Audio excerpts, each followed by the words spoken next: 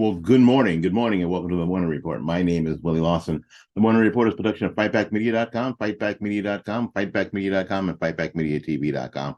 We are thrilled to be with you here on this May 17th, 2023, in the year of our Lord. We are thrilled to be here. I hope that you are doing well.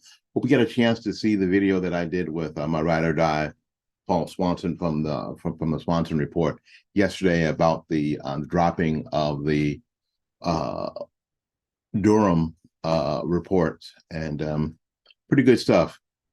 Paul and I had a good time. All right, I hope that you can enjoy that. All right, today on Wednesday, Senator Marco Rubio, Republican from Florida, released a 328-page report about the origins of COVID-19.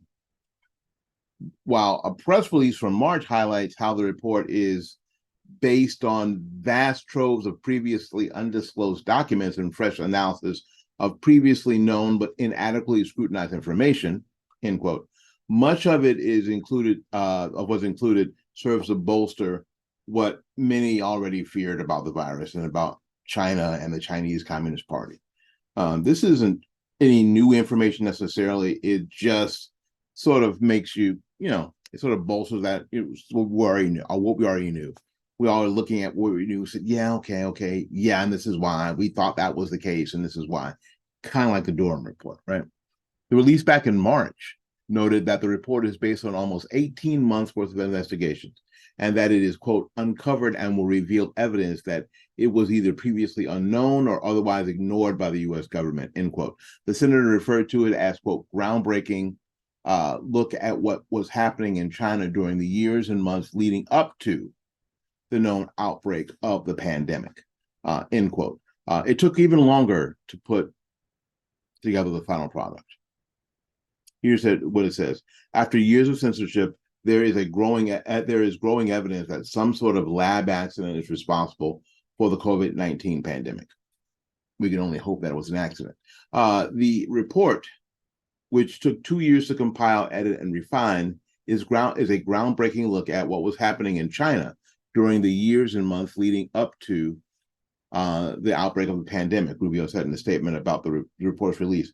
I am grateful to the staff, fellows, and outside experts who worked to connect the dots. Their work helps fill in some of the critical blanks and has already contributed to other reports, hearings, and investigations. The implications are impossible to ignore. Beijing hid the truth.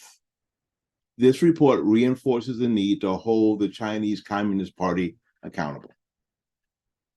Now, it's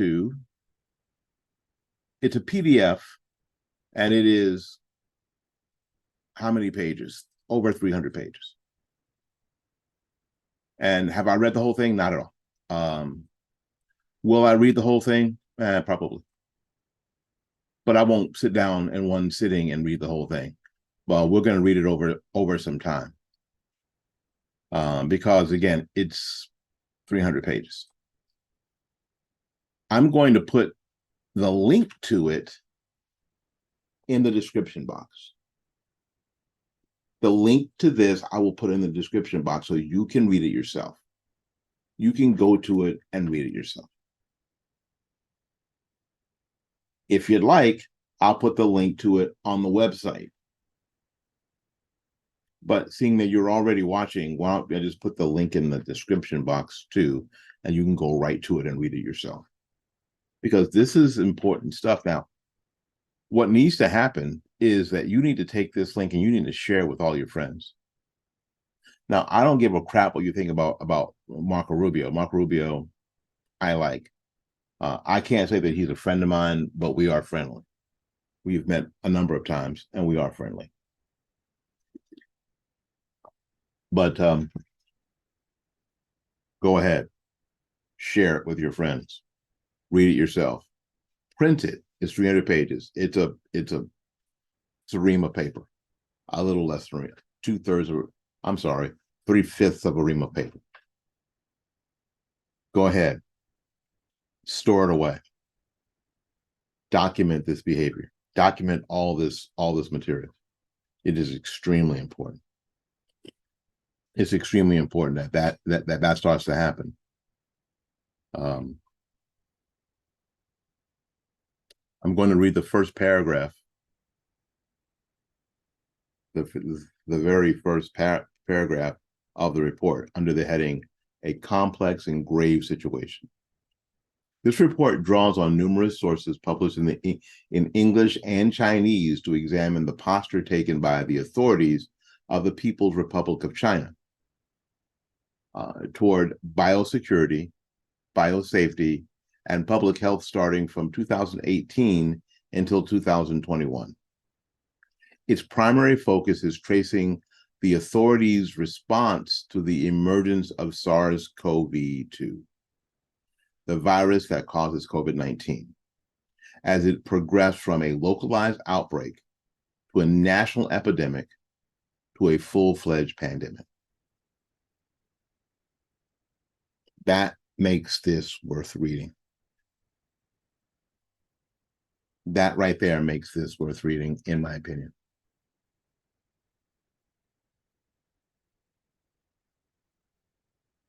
The World Health Organization officially declared it to be a pandemic in March of 2020. You got to remember, and the United States followed suit shortly after. When it come to declaring a public health emergency, both ended just recently, as the report findings detail. However, it was really in the middle of 2019 where events worth paying attention to took place, leading up to a serious biosafety incident that occurred later that year. Now, this is to give you some idea what was going on here. This is when they were doing their damnedest to impeach Trump a second time. That's what the left was involved in at the time. Early warning signs appeared when the head of the Chinese Academy of Science inspected the state-run Wuhan Institute of Virology in April of 2019, and warned of a need for upgrades. The Wuhan Institute of Virology went on to pursue costly projects, but ended up not being enough because in July of 2019, the Chinese Communist Party secretary of the Wuhan Institute of Virology still spoke of, quote, current shortcomings and foundational problems in the construction, operation, and maintenance of the lab complex, with the director of the lab calling on staff to, quote, prioritize solving the urgent problems we are currently facing. Now, maybe that was going on, but do you think that the party bosses give a crap? How many times have we heard of when we're talking about food safety? You remember the Chinese dog food, right? We here in Florida remember the Chinese drywall. So when has the Chinese government gave a rat's butt, so to speak, about safety, either for their own people or anybody else's? But economics and power to them, because they know the economics bring power. I just want to let you know in this short video that this report is out, and it is available in the description box below. Until we see you again, go out there and learn something, love somebody, and for goodness sakes, y'all take care of yourself. We will see you when we see you. Bye now.